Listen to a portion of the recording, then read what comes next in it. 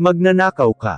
Umaalingaw-ngaw ang tinig ni Baby, galit na nakaduro sa akin habang hawak-hawak ko ang cellphone niya.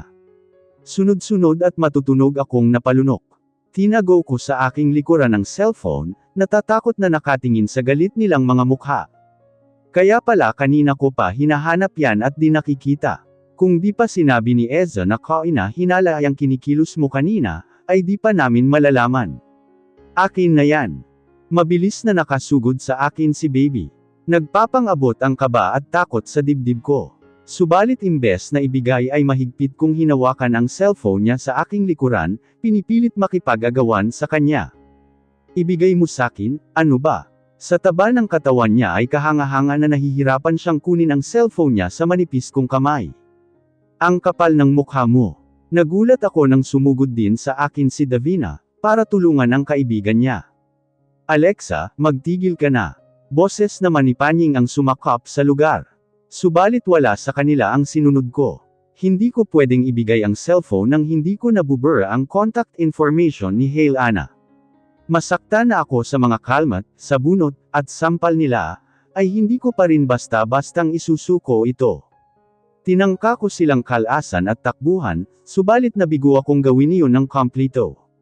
Nakatakas nga ako sa kamay nila Davina at Baby, pero hindi naman ako nakatakas sa laki ng katawan ni Isagani. Kaagad akong nanginig sa sobrang takot sa presensya niya. Tila ba'y may maitim na oras siyang pinapakita ngayon. Madilim, walang anumang ekspresyon ang nakapinta sa mukha niya, subalit sumisigaw roon ang katapusan. Niyakap ko ang cellphone palapit sa aking dibdib. Puno ng takot siyang tiningala, saka makailang beses na napaatras. Hinawakan naman kaagad ako nila Panying sa aking likuran. Talagang tatakas ka pa. Nabingi ang tainga ko. Wala na akong ibang nakikita kundi si Isagani. Hindi nakatakas sa paningin ko ang pagtitiimbagang niya, kasabay ng nanlilisik na paraan ng pagtitig niya sa mga mata ko. Unti-unti ay bumaba ng paningin niya sa yakap-yakap kong cellphone, sandali yung pinakatitigan, bago muling nag-angat ng paningin sa akin. Who are you contacting just now? May pambabanta. Nanggagalaiti niyang tanong sa akin. Para akong napipi at hindi makapagsalita. Ni paghinga ay hindi ko magawa. Kahit magkasakita na ay hinding-hindi ko sasabihing may anak kaming dalawa, at siya ang tinatawagan ko ngayon. Hindi ko itataya ang buhay ng anak ko, sa klase ng relasyon na meron kaming dalawa ni Isagani. Answer me Alexa, or I'll finish whoever that. Walang pagdadalawang isip, walang pag-aalinlangan.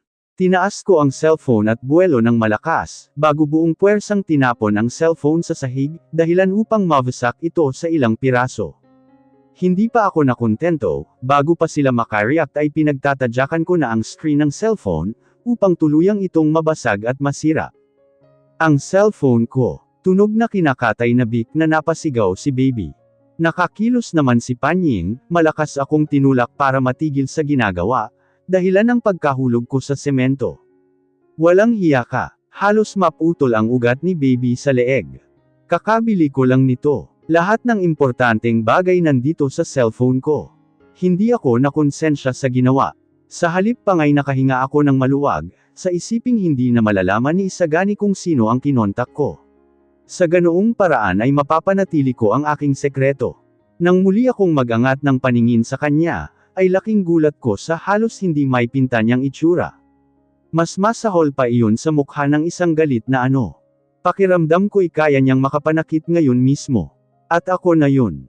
Napakatalim at napakasama ang pagkakatitig niya sa cellphone, na sira na nakakalat sa semento, at siyang pinagluluksaan ni Baby.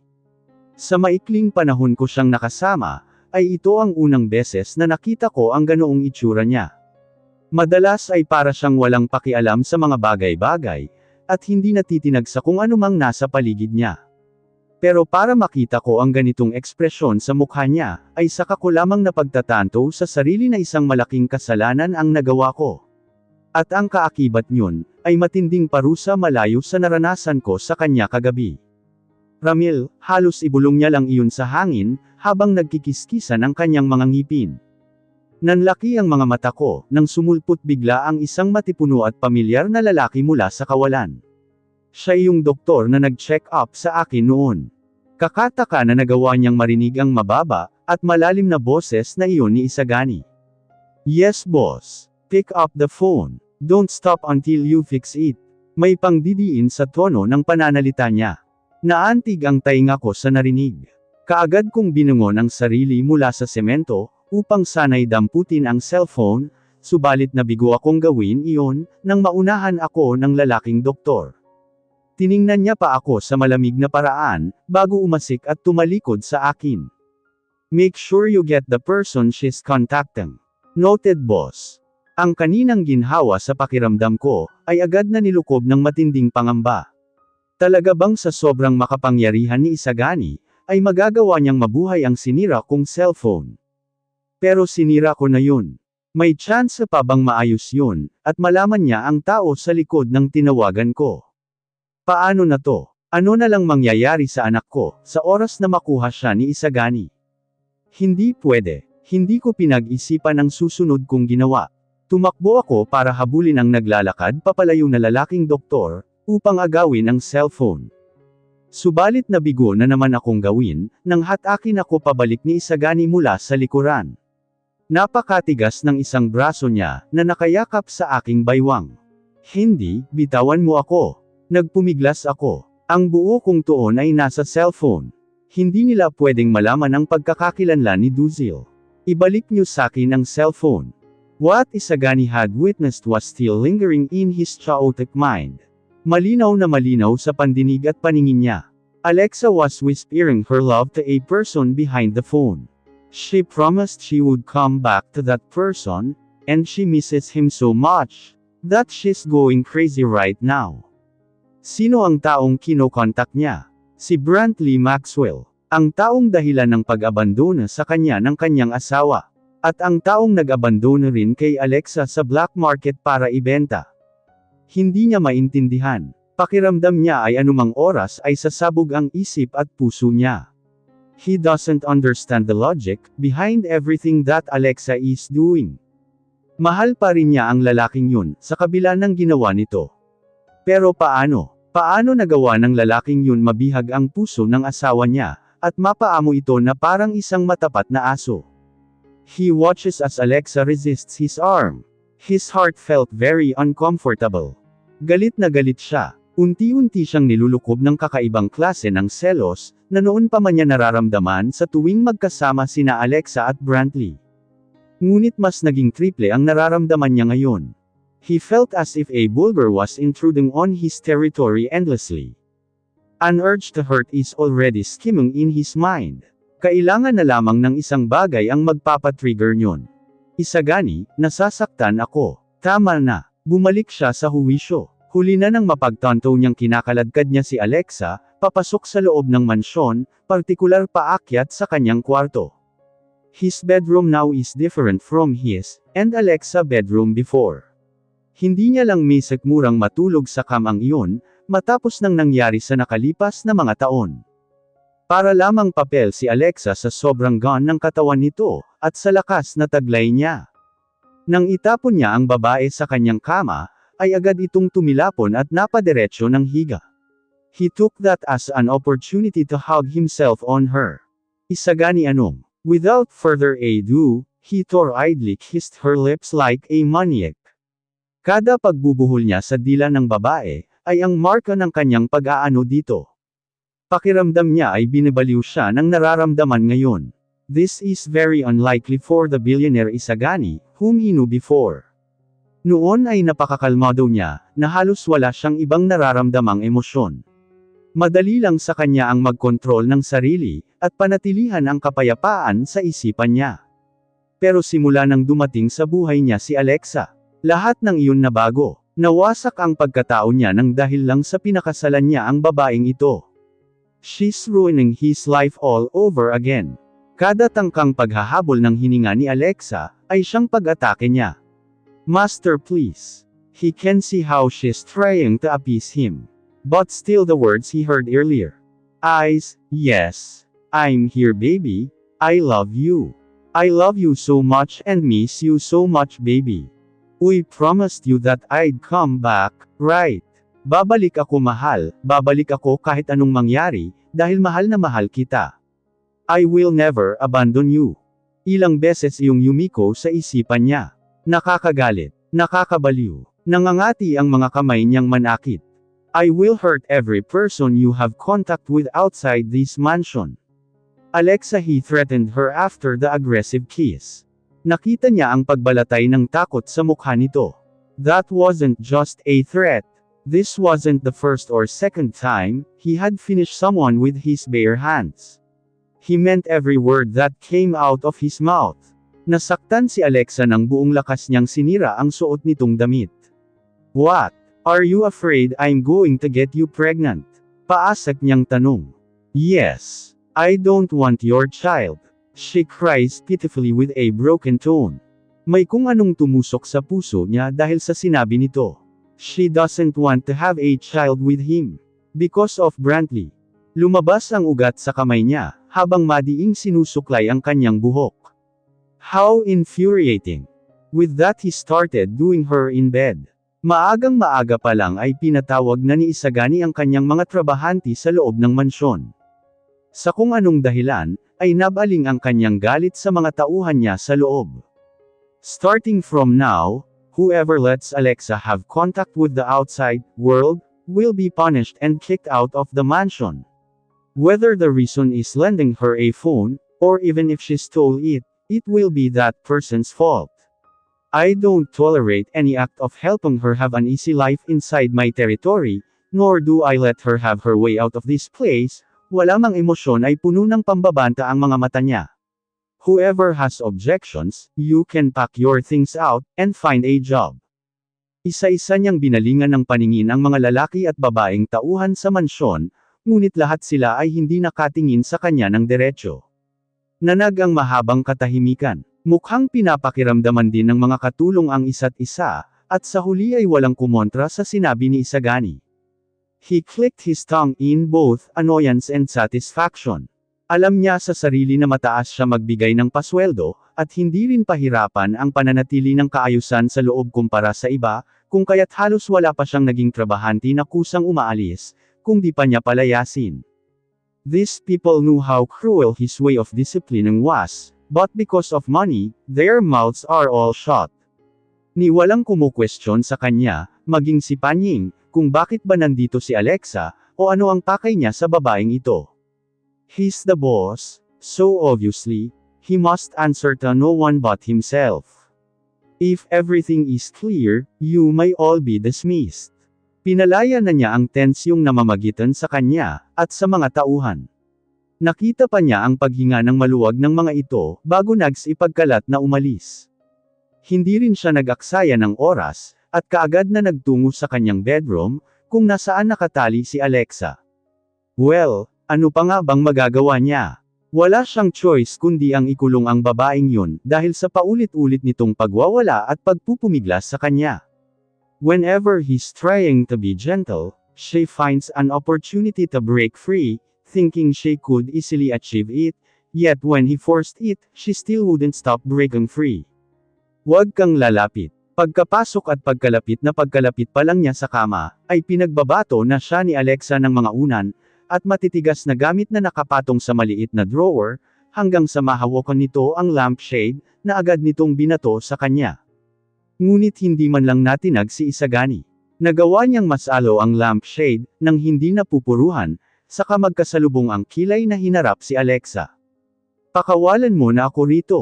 Ayoko na, masakit na ang katawan ko. Hindi ko na kaya. Her voice was broken, and she looked at him with pleading eyes. Palihim siyang napalunok, at hindi hinayaan ang sarili na matinag sa pagmamakaawa ng babae. Nakaposas ang isa nitong kamay sa kama, na ngayon ay namumula na, habang ang katawan naman niya ay nakatapis lang ng kumot. He still remembers how many times he came her with no mercy. Sa totoo lang ay hindi pinag-iisipan ni Isagani ang magkaroon ng anak kay Alexa. Ni hindi niya iniisip na mabubuntis ito, at magkakaroon sila ng pamilya. Ang tanging nasa isip lamang niya, simula nang matikman ang katawan ng babae, ay maangkin ito ng paulit-ulit. Just the two of them, having loved to their heart's content, for the rest of their lives. He never realized that such a thing as a baby might someday come their way. Still, because of the uncomfortable feeling last night, maraming beses niyang inilabas ang kanyang sama ng loob kay Alexa. Habang ito naman ay nagmamakaawa sa kanya, at umiiyak ng paulit-ulit na tumigil na. Take a bath, aniya. Kinuha ang susi sa kanyang bulsa, upang tanggalin ang puso sa palso ni Alexa. I'll give you an hour to finish your bath, a maid will come get you to follow me in my office room right after. Anong gagawin ko dun? Di ba pwedeng magpahinga muna ako? Umiiyak pa rin ang mga mata niya. I have told you countless times Alexa, tinaliman niya ito ng paningin. I have zero tolerance. Continue to behave that way, and the result will just get worse and worse, day by day. If you don't give me the respect and obedience, I'm only asking of you, you'll continue to get hurt.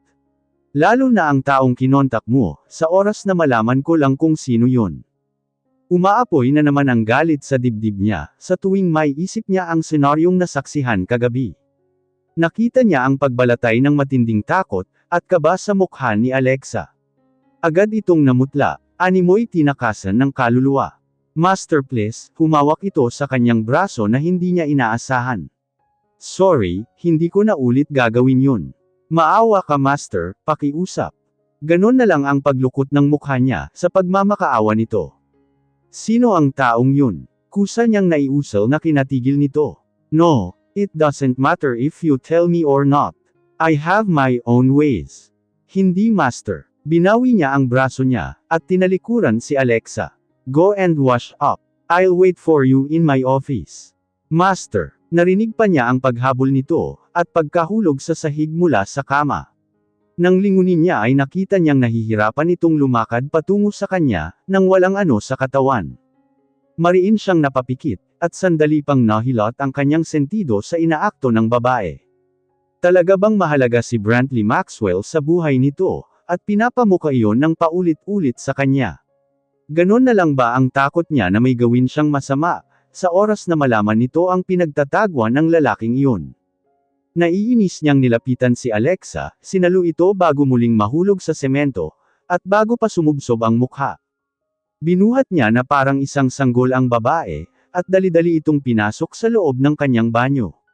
Sumunod ay pinaagas niya ang gripo sa bathtub, bago siya roon maingat na binaba. How annoying, sininghalan niya pa ito bago tuluyang tinalikuran. Hindi na nag-ingay pa si Alexa, kaya't nagpatuloy na siyang lumabas ng kwarto. Agad niyang sinabihan ang isang maid na si Nicole, na asikasuhin sa loob ang babae, bantayan ang gagawin nito, saka ihatid sa kanyang office room sa loob ng kanyang mansyon. I told you Nathan, I'll be working from home from now on. If you have any concerns, just email me anytime. Besides, I already finished the important work that needed to be done for the company. If any of the heads are still annoying you, just tell them to back off already.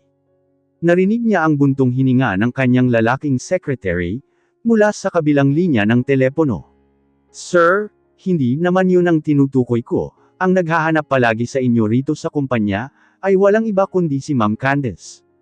Nalukot ang noo niya. I already paid that woman. What else does she want? Gusto atang rumakit ulit, dahil sa laki ng perang binigay nyo. O kaya naman gusto talagang maging babae nyo sir. Grabe ang pagka-gold digger. Just tell her that I'll see her next time. She still has some use and is literally good at acting. Okay sir. Thank you. Mukha itong nabunutan ng tinak sa lalamunan. Napangiwi naman ang labi niya. Candace was hired by him to make him appear like a playboy in public on occasions, where his friends are urging him to womanize. Wala siyang panahon na mambabae, at magpakasasa sa alak kasama ng mga kaibigan niya. Kaya naman dinuduga niya ang mga isipan nito ng palihim.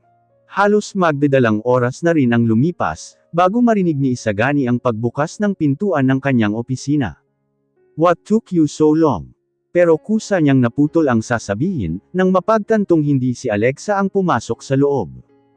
A woman in a red dress, heavy makeup, and apparently modeling nationally was the one who entered the room.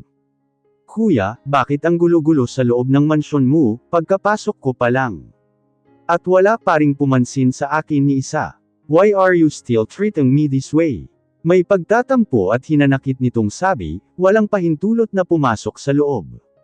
Raquel, he blurted out in annoyance. What are you doing here?